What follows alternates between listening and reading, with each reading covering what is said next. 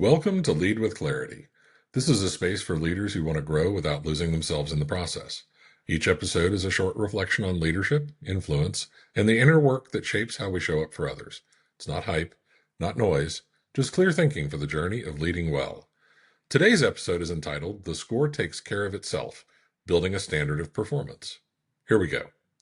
There's a phrase that's been used so many times it's almost lost its weight. The score takes care of itself. You've probably heard it. You might have nodded at it and moved on. But I want to sit with this today because I think most leaders hear that phrase and understand it one way. And that understanding, while not wrong, stops short of where the real power lives. Bill Walsh said it. 3-time Super Bowl champion, one of the most decorated coaches in NFL history, and the man who turned a losing franchise into a dynasty without ever making the scoreboard the primary focus. That should stop you.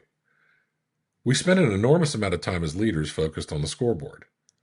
The score takes care of itself. That's it. 5 words. And yet there's an entire philosophy of leadership compressed into that sentence. Walsh didn't say the score doesn't matter. He said it takes care of itself. The implication being that if you focus on the right things, the results will come. But if you chase the results directly, you'll usually compromise the very things that produce them. I've sat across the table from executives who could tell you their pipeline number, their quarterly target, their year-over-year growth percentage down to the decimal.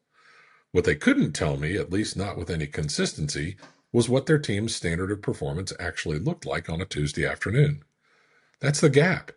And it's not a data gap. It's a leadership gap. Walsh built something he called the standard of performance. It's not a goal.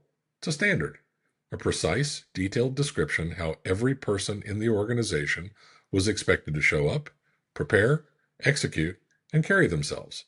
Not when it mattered most, every day. Because every day is what builds the capacity to perform when it matters most. The leaders I've watched build the most durable organizations, the ones that sustain performance across cycles, across turnover, across adversity, are not the ones most obsessed with results. They're the ones most obsessed with the work itself. Here's where I think leaders go wrong with this idea. They hear the score takes care of itself and they interpret it as a call to detachment. Don't worry about the results. Just do good work. Trust the process. And that sounds freeing, but it can become a permission slip for avoiding accountability. That's not what Walsh meant. And it's not what this principle means in practice. Walsh was deeply competitive. He cared intensely about winning. The point isn't that outcomes don't matter. The point is that outcomes are the product of inputs, and most leaders spend their energy at the wrong end of that equation. Think about it this way. When you apply pressure directly to outcomes, you create urgency without direction. People feel the heat, but they don't know what to do differently. They try harder at the same things, which usually means more effort applied to the wrong behaviors. When you invest in the standard, you give people something concrete to execute against. They know what good looks like. They know where they are relative to that mark, and they have a path forward that doesn't depend on panic. Urgency gets a short-term result. Standards build a long-term culture. You want both, but you have to build in the right order. So here's what I want you to carry into this week. Not a tactic, not a framework, but a question. What is your standard of performance? Not your goal, not your KPI, your standard. The actual description of how your team is expected to think, prepare, and execute. If you can answer that clearly and specifically, you're building something. If you can't, the scoreboard is probably running you more than you realize. The most important leadership work often doesn't show up on a dashboard.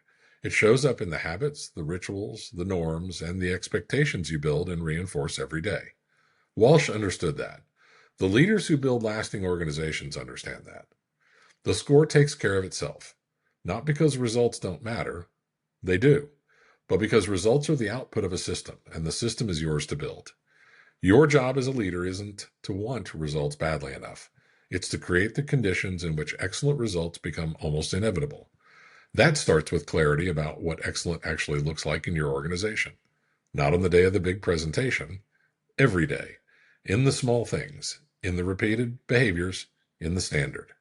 Build that, and the score will follow.